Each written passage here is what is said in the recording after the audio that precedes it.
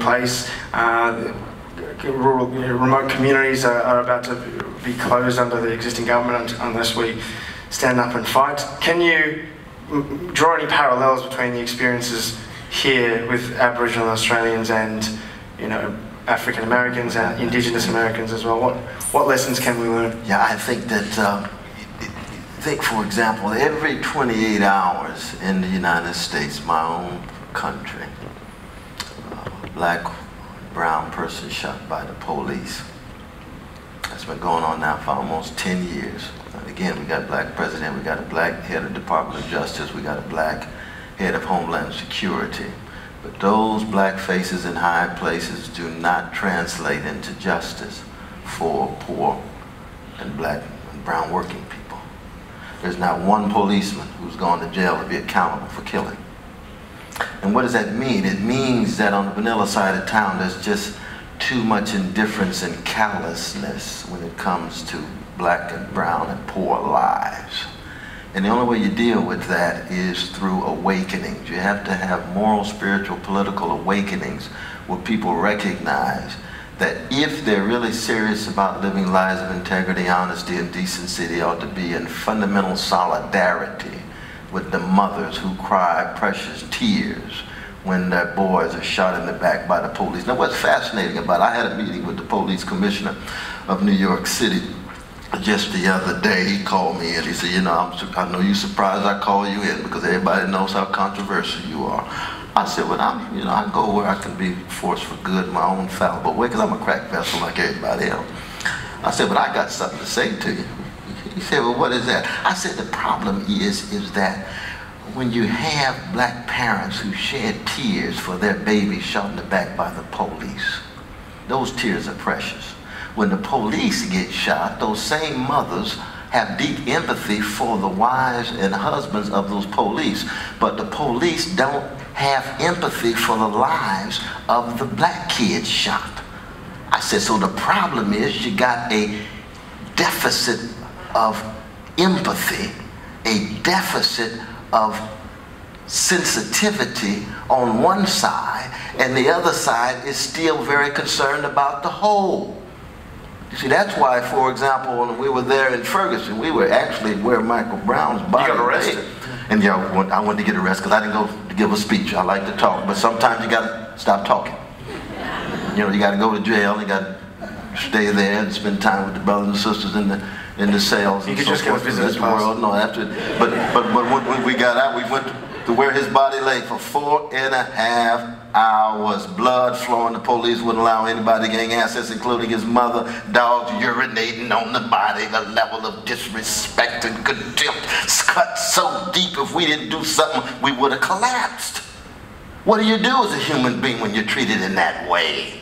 Well, you see, this is what's been going on with Aboriginal brothers and sisters for 227 years. World War I started then, and it's still going. It's been happening for indigenous people in the United States. It's been happening with black people, with brown folk. It's been happening with women in their own various ways, dealing with domestic violence and various patriarchal limitations and prohibitions and so on. That's the vantage point. Now, as a Christian, for me, that's the vantage point of the cross. That's the way of the cross. You look at the world through the lens of the weak, the vulnerable, the orphan, the widow, the fatherless, the motherless, those catching hell, in the language of Malcolm X. In the United States, what has happened? The awakening is setting in. So you get waves of young people of all colors bringing power and pressure to bear, ironically, on a black president, black attorney general, and the black kids getting shot.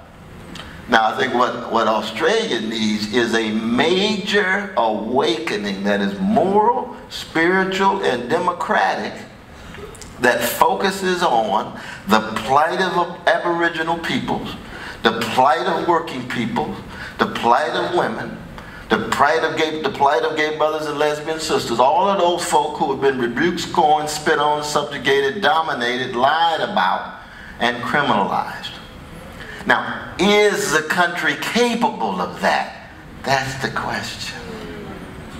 That's the question. See, in the United States, the boys, some of the greatest black freedom fighters, they concluded what?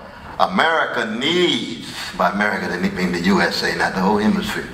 The USA needs a revolution, but the USA might not be capable of a revolution. It's only capable of a counter-revolution, because there's more right-wing reactionaries and right-wing fascists than there are progressives.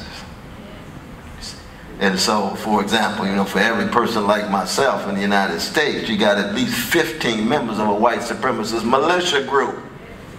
That's serious. What does that mean? That means if you try to tell the truth, you better be willing to die, because they'll shoot you down like a dog. That's what they did to Martin. That's what they did to Matt Garrett. We can go on and on and on. That's what you're dealing with when you have a country founded on white supremacy. So the Australians had to ask themselves, do our precious vanilla Australians have the capacity to shatter callousness and difference when it comes to Aboriginal peoples and working peoples and poor peoples? If not, you're going to end up with Brother Abbott, Brother Philip, and the others. The right wing will be in the driver's seat. You will say to yourself, wait a minute, I met so many marvelous brothers and sisters of all colors in Australia. How did they end up with these politicians like this?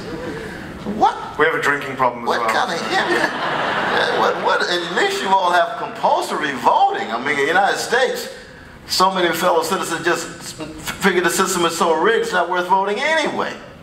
So you get 48, 49% vote, and oh my God, that's wonderful.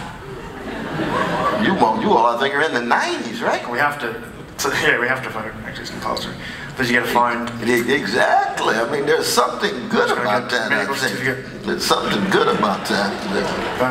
Well, I mean, Aboriginal people in Australia can probably, well, will relate most closely to the plight of Palestinians, because it's a very similar set of circumstances. They're also people who have had their land stolen from them. You know, it's also a colonial settler state. You know, it's a very similar set of circumstances, and I think Australians can also relate, or feel quite close to the issue, because our government is very intimately involved with the Israel lobby and the occupation that is ongoing and the blockade, etc. What are your thoughts on Israel and Palestine? And you know, how do you feel about the BDS movement as well, which the boycott, divestment, sanctions movement, which you've been quite vocal about? Oh no, absolutely. No, I'm against occupations, whether it's India and Kashmir or China and Tibet. I would be just as morally outraged if there was a Palestinian occupation of precious Jewish brothers as I am a vicious Israeli occupation of precious Palestinians. It's a matter of morality and spirituality. It's not a matter of tribal connection and so forth. Now, of course, it's true when you talk about the Middle East that you're talking about first Jewish brothers and sisters who have been hated, despised, viciously treated, murdered, and massively